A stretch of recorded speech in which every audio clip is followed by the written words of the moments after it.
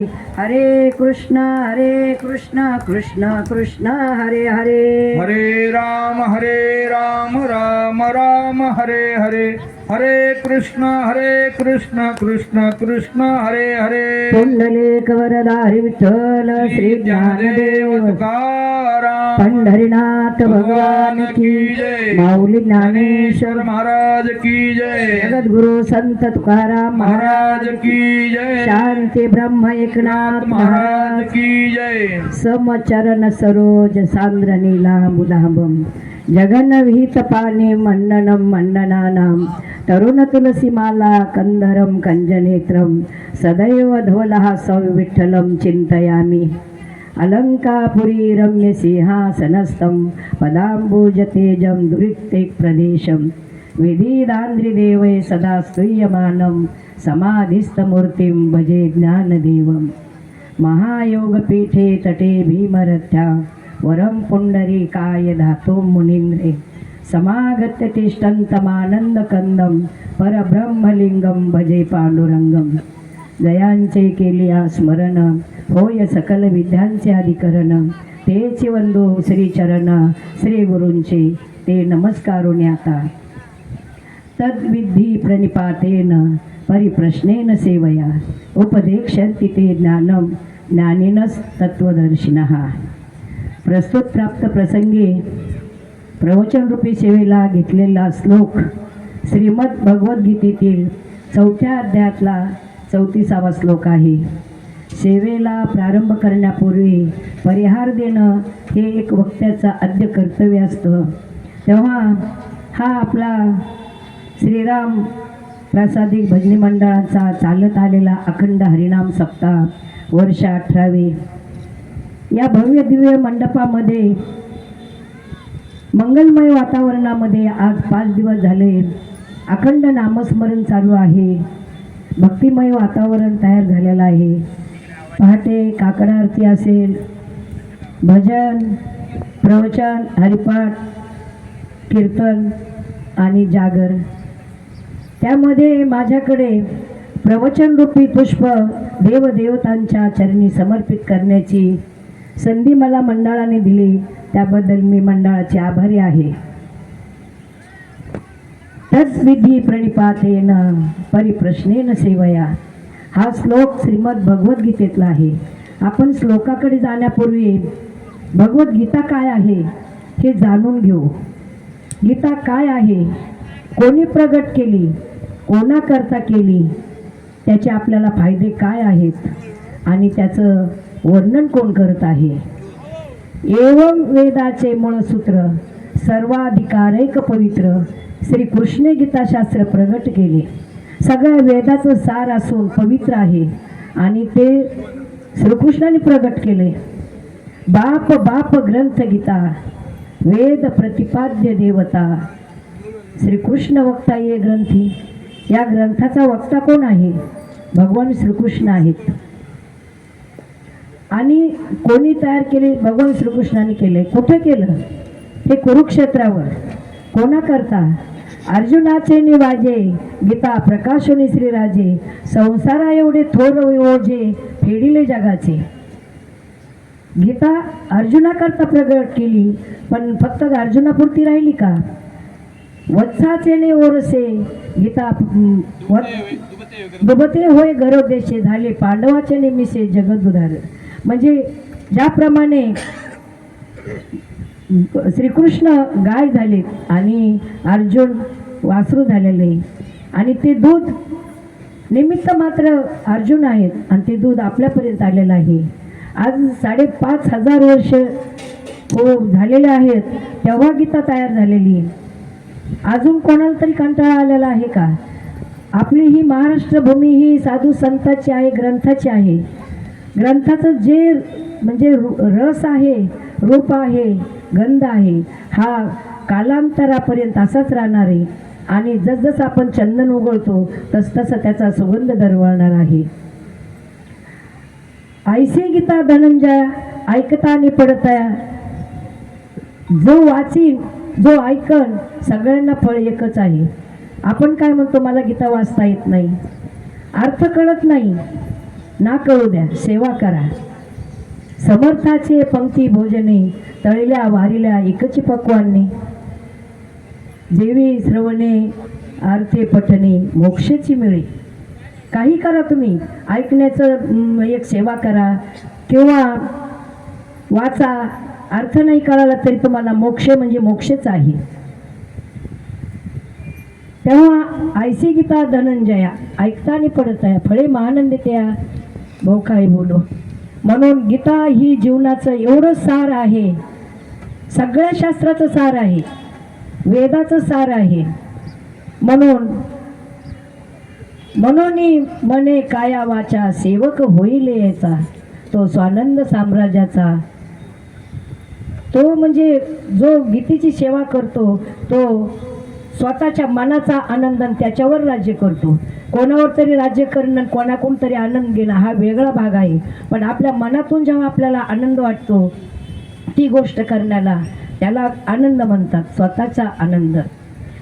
अशी ही गीता आहे आणि त्या गीतेची सेवा करा म्हणून सांगितलंय भगवंतानी. नाही तुम्हाला काही चाललं, कायिक वाचिक मानसिक सेवा करा. प्रत्येक सेवेचं फळ हे मिळतं म्हणजे मिळतंच. कुठलीही सेवा करा, व्यवहारात करा, ग्रंथात करा, अध्यात्मात करा, संसारात करा, पण सेवा ही निश्चित आहे. तेव्हा गीता तुम्हाला जगायचंय ना, गीतेचे विचार घेऊन जगा. वागायचंय रामायणातले विचार घेऊन वागा. मरायचंय ना भागवताच्या विचाराने मरा. सुंदर असं तुम्हाला मोक्ष मिळेल. गीतेमध्ये संसारात जगण्याकरता खूप काही भांडवल आहे. कसं बोलावं, काय खावं, कसं वागावं हे गीतेमध्ये आहे आणि कसं मरावं हे भागवतामध्ये आहे. आणि वागायचं ना रोजच्या व्यवहारामध्ये हे रामायणामध्ये आहे. जगावं कसं माणसाने, असं जगावं का दिवसभर आपण जो काही व्यवहार केलेला आहे, नित्य कर्म केलेलं आहे, आणि ज्या वेळेला आपण अंथरुणावर रात्री झोपतो त्यावेळेला आपल्यामध्ये एक असा आत्मविश्वास पाहिजे. आपण भगवंताशी संवाद करू शकलो पाहिजेत, भगवंताला बोलू शकलो पाहिजेत. भगवंता, मी आज दिवसभरामध्ये एकही काम माझ्या हातून वाईट झालेलं नाही आणि ते करण्याकरता तू माझ्या पाठीशी आहेस. तू माझ्या मनामध्ये कुठलाच वाईट विचार येऊ दिला नाहीस. दुर्बुद्धी ते मना कदा न उपजवणार आहे ना. आणि असा विचार करून शांत झोप लागावी, याला म्हणतात जीवनाची पूर्णत्व. यशाची धुंदी नाही आणि अपयशाची खंत नाही, असं जीवन जगावा. सुख दुःखे समे कृत्वा लाभा लाभो जया जयो, ततो युद्धा युजस्व नैव पाप मवापशेसी. जीवनामध्ये सुख दुःख मान अपमान ज्याला पचवता आला ना ते संत झाले. तर आपल्याला थोडं काही झालं, आनंद आला तरी आपल्याला पचत नाही, दुःख आलेलं बी सहन होत नाही. म्हणून जीवन असं जगावं सुंदर. आता आपण आपल्या श्लोकाकडे येऊ. तद्विधी प्रणिपातेन परिप्रश्नेन सेवया. काय सांगितलं या श्लोकामध्ये? भगवंत सांगतात, अर्जुना कुठलीही सेवा करा पण सेवेचं फळ तुम्हाला मिळाल्याशिवाय राहणार नाही. त्या सेवा आपल्याला ज्ञान जर मिळायचं असेल तर आपण गुरुकडे गेलं पाहिजे. कसं गेलं पाहिजे? तनु मनु जीवे चरणाशी लागावे, अगरवता करावे दास्य सकल. गुरुकडे जा आणि गुरुचे धरावे मनगट, गुरु करावा बळकट त्याचे धरावे मनगट. आपल्या जीवनात ज्या समस्या असतात त्या तुम्ही गुरुला विचारू शकतात. आपण काय विचारायचं गुरुकडे गेल्यावर? गुरुदेवा, हे बंधन मला सोडता कसं येईल? हा भवसागर मला तरुण कसा जाता येईल? मला ज्ञान प्राप्त कसं होईल आणि माझ्या जीवनाचं सार्थक कसं होईल? हे प्रश्न विचारा गुरुला. नसता संसारातले प्रश्न विचारण्याची काही गरज नाही. आणि मग त्याच्याकरता काय करायचे? तनु मनु जेवे चरणाशी लागावे, अगरवता करावे दास्य सकल. या श्लोकाखाली माऊलीने अशा सुंदर ओव्या केलेल्या आहेत. पै ज्ञान पैगा ते ज्ञान पैगा बरवे, जरी मनियाथे आणावे, संताया भाजावे सर्वस्वीसी. तुम्ही संताला शरण गेल्याशिवाय तुम्हाला ज्ञान कधीच मिळणार नाही. मग त्याच्याखाली ओव्या आहे, ते ज्ञानाचा कुरुठा सेवा हा दार वंटा, स्वाधीन करी सुबटा ओळंगुनी. ज्ञान आहे ना, ज्ञान पलीकडे आणि मधी एक उंबरठा आहे. तो कशाचा आहे? सेवेचा आहे. ज्या वेळेला आपण सेवा करू तेव्हा ज्ञानापर्यंत पोहोचू. ज्ञानाला शरण जायचं असेल ना तर आधी भक्ती केली पाहिजे, तेव्हा ज्ञान आपल्याकडे येईल. आणि मग तुम्ही तो उंबरठा ओलांडून ज्या वेळेला जाता त्यावेळेला काय होईल, मग अपेक्षित ते आपुले तेही सांगती पुशिले, जेने अंतकरण बोधले पांडवा. म्हणजे त्यावेळेला आपण प्रश्न गुरुला करू का गुरुदेवा मला ह्या भवसागरातून तरुण जाण्याकरता काय मार्ग आहे, त्यावेळेला गुरु प्रसन्न होऊन आपल्या प्रश्नाचं उत्तर देतील आणि आपल्याला या भवसागरातून तरुण जाण्याकरता मार्गदर्शन करतील. हा झाला एक आपल्या ह्या श्लोकाचा सरळ सरळ भावार्थ. आता मी ना नेहमी सांगताना असं सांगत असते, सामान्यातल्या सामान्य लोकांना समजलं पाहिजे मुद्देसूद जीवन काय आहे, सेवा काय आहे, निष्ठावंत भाव काय आहे, अहंकार काय आहे, अशा आपण छोट्या छोट्या याच्यामध्ये सांगण्याचा प्रयत्न करणार आहे मी. तर सेवा काय आहे, सेवेचे काय फायदे आहेत, त्याचा एक दृष्टांत द्यायचा झाला तर आपण संदीपानी ऋषीचा दृष्टांत देतो. ज्या वेळेला संदीपानी ऋषी त्यांच्या गुरुच्या आश्रमात विद्यार्जनाला गेले, अनेक विद्यार्थी तिथे होते आणि सगळे विद्यार्थी काय करायचे, त्या गुरुच्या जवळ बसायचे, ज्ञान शिकायचे, सेवा करायचे, अभ्यास करायचे. पण संदीपानी ऋषी जसे आश्रमात गेले तसे ते एकही दिवशी गुरुजवळ बसलेच नाहीत. ते आपले रोज उठले का झाडू मारायचा, पाणी भरायचं, जे काही काम दिसेल ते करायचं, नवे नवे मातेला स्वयंपाकात मदत करायची.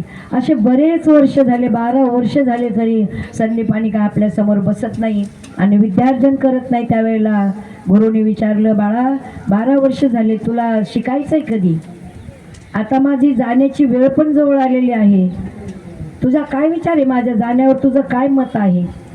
तेव्हा संदीपानी बोलतात, गुरुदेवा मला काहीच शिकायचं नाही, माझी एकच इच्छा आहे का माझं आयुष्य तुम्हाला लाभावं आणि तुमची सेवा करण्याची मला संधी भेटावी. मला शिकण्याविषयी आणि वेदाचा त्याचा अभ्यास करण्याविषयी काहीही आकर्षण नाही. तेव्हा संदीपानी ऋषीला त्यांच्या गुरुनी जवळ बसवलं, हात ठेविला मस्तकी, प्रसाद देऊन केले सुखी. काय अशक्य असं गुरुला, संतांना आणि देवाला, अशक्याची शक्य करता तुझं काय ना, अवघड नाही पांडुरंगा त्या न्यायानी. आणि ज्या वेळेला त्यांनी मस्तकावर हात ठेवला त्याबरोबर 12 वर्ष ज्या मुलांना ज्ञान प्राप्त झालं नाही ते ज्ञान संदीपानी ऋषीला प्राप्त झालं. आणि गुरु बोलले, तू खूप मोठा होशील, विद्वान होशील, ज्ञानी होशील आणि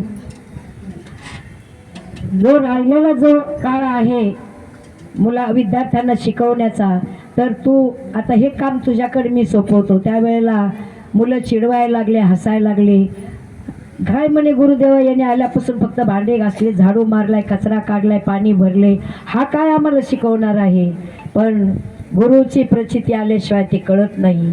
आणि खरोखरच गुरुची जागा संदीपानी ऋषीने घेतली. आणि त्यावेळेला संदीपानी ऋषीला त्यांचे गुरु बोलले, एक दिवस जगाचा बाप तुझ्याकडे विद्या घ्यायला येईल आणि जगाचा बाप भगवान श्रीकृष्ण, बलराम दादा आणि सुदामदेव हे संदीपानी ऋषीच्या आश्रमात विद्यार्जनाला गेले. जगाचा बाप ज्याच्याकडे शिकायला येतो त्यांचं भाग्य काय असेल, काय गरज होती त्यांना ज्ञान संपादन करायचे. हात ठेवूस तरच त्यांना ज्ञान मिळालं आणि त्या सेवेचं त्यांना फळ मिळालं.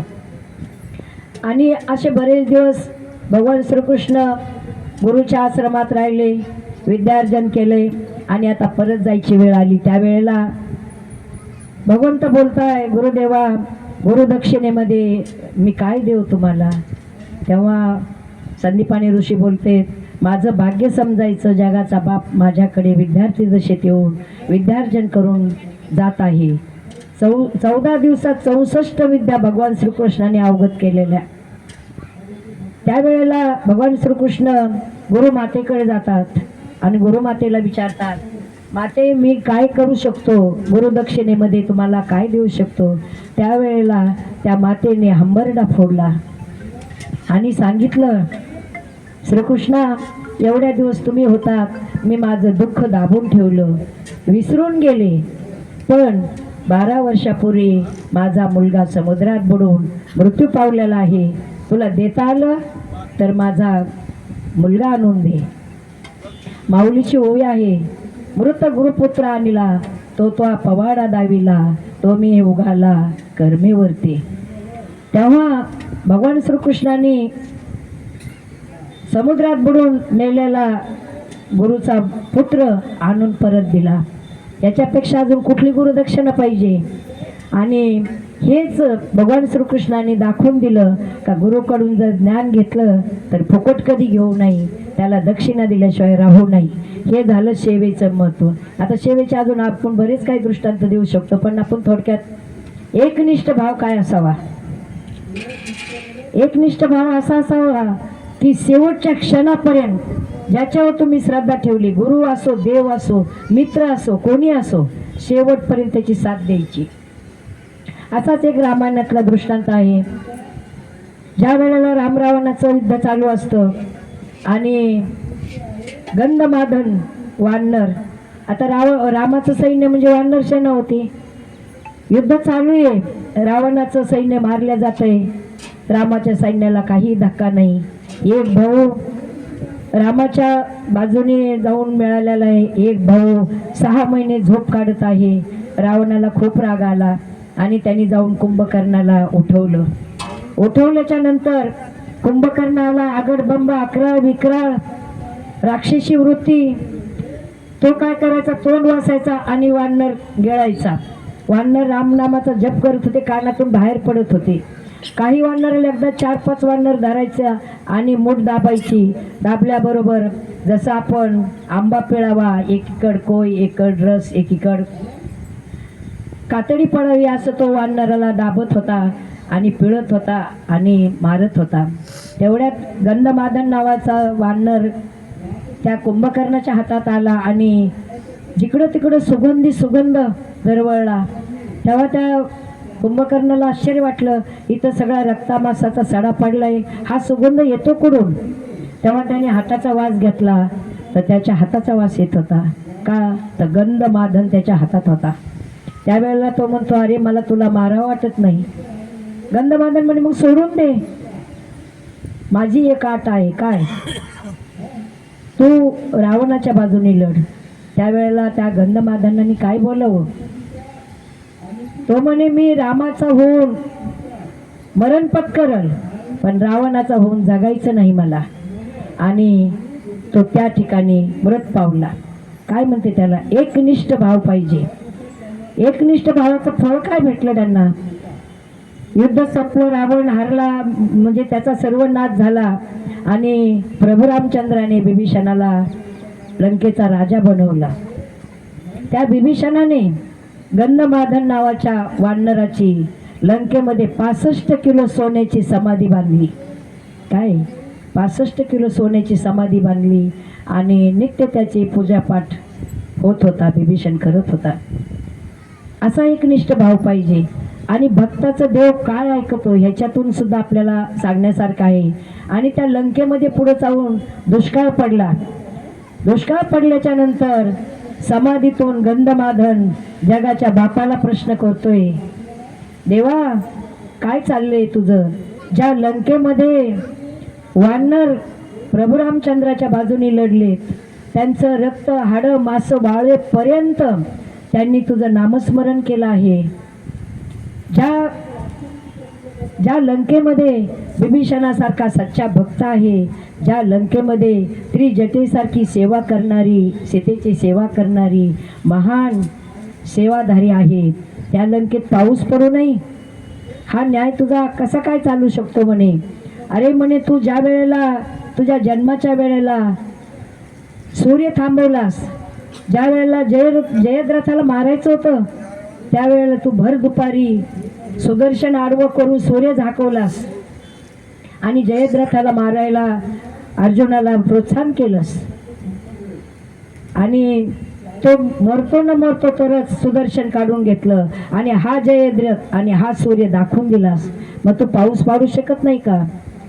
आणि भक्ताचं देवाला संताला ऐकावंच लागतं. त्याला न्यायाने लंकेमध्ये पाऊस पडला. हे झालं निष्ठावंत भाव. आता जीवन कसं जगावं? जीवन असं जगावं की शत्रूंनी सुद्धा आपलं नाव घेतलं पाहिजे आणि आपलं नाव इतिहासात जमा झालं पाहिजे, अजरामर झालं पाहिजेत आपण, असं आपण जीवन जगावं. आपल्या महाराष्ट्रामध्ये अनेक संतांनी अवतार घेतले, देवाने अवतार घेतले संतांच्या रूपामध्ये, पण दुर्दैव असं एकाही संताला हे समाजाने त्रास दिल्याशिवाय सोडलं नाही. नाना प्रकारे समाजाने त्रास दिला. त्याच्यात आपण नेहमीच्या याच्यातलं तुकाराम महाराजांच्या जीवनाचं सांगूया. तुकाराम महाराज जन्मजात श्रीमंत होते, सावकार की पिढी जात होती, एवढी श्रीमंती होती.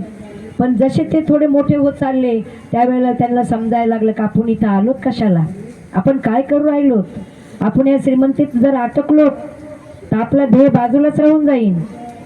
नको आपल्याला हे आपलं ध्येय आपल्याला पूर्ण करायचं, आपण ज्या कार्याला आलो आहोत ते कार्य आपल्याला संपन्न करायचे. आणि जे त्यांच्याकडं जे सावकारकीचे कागदपत्र होते, घाणाटाचे कागदपत्र होते, हे सगळे गाडीत भरले आणि इंद्रायणीमध्ये बुडवले. आता देवा तू आणि मी, भजनच प्रमाण त्यांच्या जीवनात ठरलं. आणि मग ते जीवन जगत होते, पण ते जीवन जगताना काय म्हणून त्रास दिला नाही. कोणी गाढवावर दिंड काढली, कोणी तोंडाला काळं फासलं, कोणी उकळतं पाणी अंगावर टाकलं, कोणी काठीने मारलं, पण नाही, देव प्रमाण होता आणि एकनिष्ठ भाव होता. कधीही त्यांना त्याचं दुःख वाटलं नाही.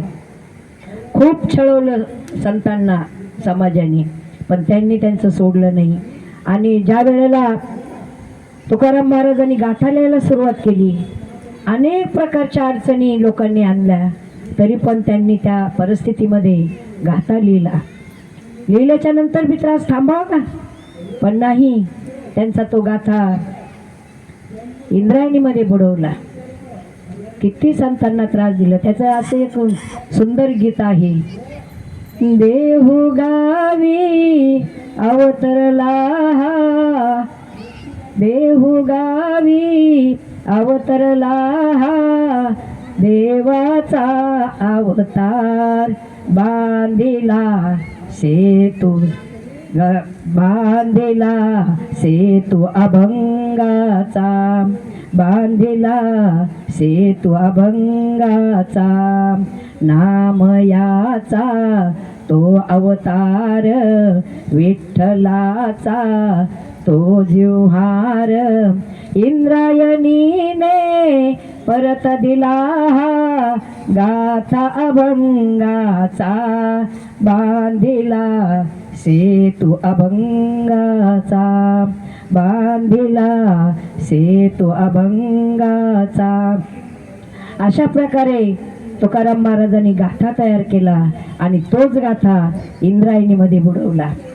किती त्रास दिला आपल्या समाजाने संतांना, तरी सुद्धा संतांनी त्यांचं ध्येय सोडलं नाही. एक निष्ठ भाव त्यांचा होता, म्हणून त्यांचे नावं आज अजरामर झालेले आहेत आणि तेच नावं आज आपण त्यांच्या नावावर जगत आहोत. शत्रूंनी गुण घ्यावेत असं जीवन जगता आलं पाहिजे. आणि त्याच रामदास शास्त्रीने काय केलं, त्यांनी आरती तयार केली. तो किता तोलने से ब्रह्म तो कासी आले, म्हणून रामेश्वरी चरणी मस्तक ठेविले, आरती तुकारामा स्वामी सद्गुरु धामा, सच्चिदानंद मूर्ती पाय दाखवी आम्हा, आरती तुकारामा. ज्या रामेश्वर शास्त्रीने तुकाराम महाराजांना त्रास दिला त्यांनीच आरती तयार केली. असं शत्रूंनी गुण घ्यावेत असं जीवन जगता आलं पाहिजे. आणि आपण काय करतो, आपण त्या परीक्षेत पासच होत नाहीत, म्हणून आपल्याला त्रास होतो. संगत कशी असावी, संगतीचे फायदे भरपूर आहेत. स्वामी विवेकानंद, मीराबाईचं म्हणजे सांगायचं झालं, संगतीचे फायदे, कुसंगतीचे फायदे, संगतीचे फायदे, अनेक फायदे आहेत. ज्या वेळेला ढेकणाच्या संगे हिरा तो भंगला, कुसंगी नाडीला साधू जाईसा. आजा मेळाला संगत आणि त्या संगतीने आज या मेळ्याला त्याच्या ध्येयापर्यंत पोहोचता आलं नाही. जीवनामध्ये संगत खूप महत्त्वाची आहे. स्वामी विवेकानंद, संत मीराबाईची संगत, सतत मीराबाई भजन करत होत्या, भगवंताची आळवणी करत होत्या आणि त्या भजनामध्ये नेहमी सतत रत होत्या. भगवंत त्यांच्या हाकेला धावत होते. कर्ज वैर हे जीवनामध्ये आपल्याला सोडत नसतं. तेव्हा प्रत्येकाने कर्ज फेडलंच पाहिजे. आपण जन्माला आलो कशा करता आलो हे आपल्या लक्षात आलं पाहिजे आणि आपण ते कर्ज फेडलं पाहिजे. भगवंताने आपल्याला सर्व काही दिलंय, आपण त्याची सेवा केली पाहिजे. त्या सेवेमध्ये आपण उतरलो पाहिजे. तेव्हा संगत माणसाला खूप महत्त्वाची आहे. शत्रूंनी गुण घ्यावा असं जीवन जगलं पाहिजे. ज्या वेळेला आपण जीवन जगतो त्यावेळेला शत्रूंनी गुण घ्यावात असं जगता आलं पाहिजे, असं वागता आलं पाहिजे.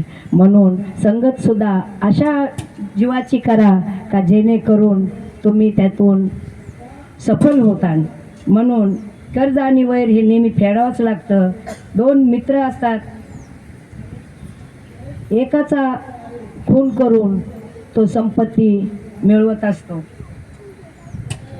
पण जे वैर असतं ना ते माणसाला कधीच सोडत नाही आणि ते त्याला फेडावंच लागतं आणि द्यावंच लागतं. कर्ज फेडल्याशिवाय चालत नाही, जमत नसतं. आणि तद्विधी प्रणिपातेन परिप्रश्नेन सेवया उपदेक्षन्ते ते ज्ञानम ज्ञानिनस तत्वदर्शिनः. ते ज्ञान पैगा बरवे जरी मनियाथे आणावे संताया भजावे सर्वस्वेसी.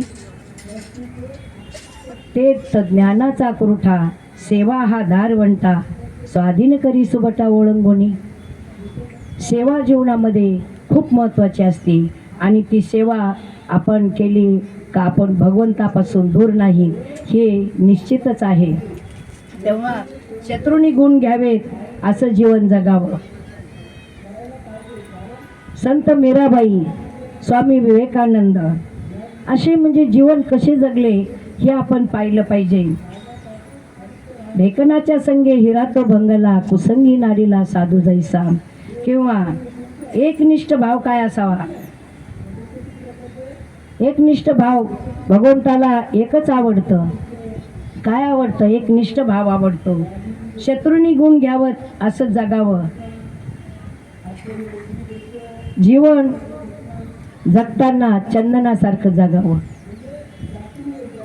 त्यांनी दुसऱ्याला सुगंध द्यावा आणि आपलं जीवन सफल करावं.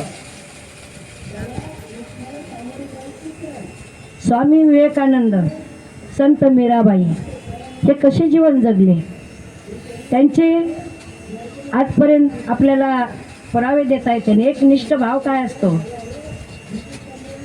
शत्रूंनी गुण घ्यावेत, संगत चांगली असावे. स्वामी विवेकानंद, संत मीराबाई असं जीवन जगलं पाहिजे. आणि ढेकणाच्या संगे हिरा तो भंगला कुसंगी नारीला साधू जैसा. जशी संगत तुम्हाला भेटेल तसं तुमचं जीवन घडू शकतं. म्हणून संत संगतीचे काय सांगू सुख आपणासारखे. त्या न्यायाने जीवन जगलं पाहिजे आणि आपलं जीवन सार्थकी लावलं पाहिजे. आपल्या समोर नेहमी चांगल्याचे उदाहरण ठेवले पाहिजे आणि त्या न्यायाने आपण जगलं पाहिजे. गीतेमध्ये कसं जगावं, काय खावं, काय करावं याचं वर्णन आहे. तसं गंधमादन नावाचा त्याचा पण भगवंताने उद्धार केला. आणि संत मीराबाई असे अनेक संतांची आपण उदाहरणं घेऊ शकतो. त्यामुळं कुसंगी ढेकणाच्या संगे हिरा तो भंगला कुसंगी नारीला साधू जैसा. संगत ही जीवनामध्ये खूप महत्त्वाची आहे. संगत कशी करावी, कोणाची करावी हे महत्त्वाचं आहे, हे कळायला पाहिजे. म्हणून शत्रूंनी गुण घ्यावेत असं जीवन जगावं. जीवनामध्ये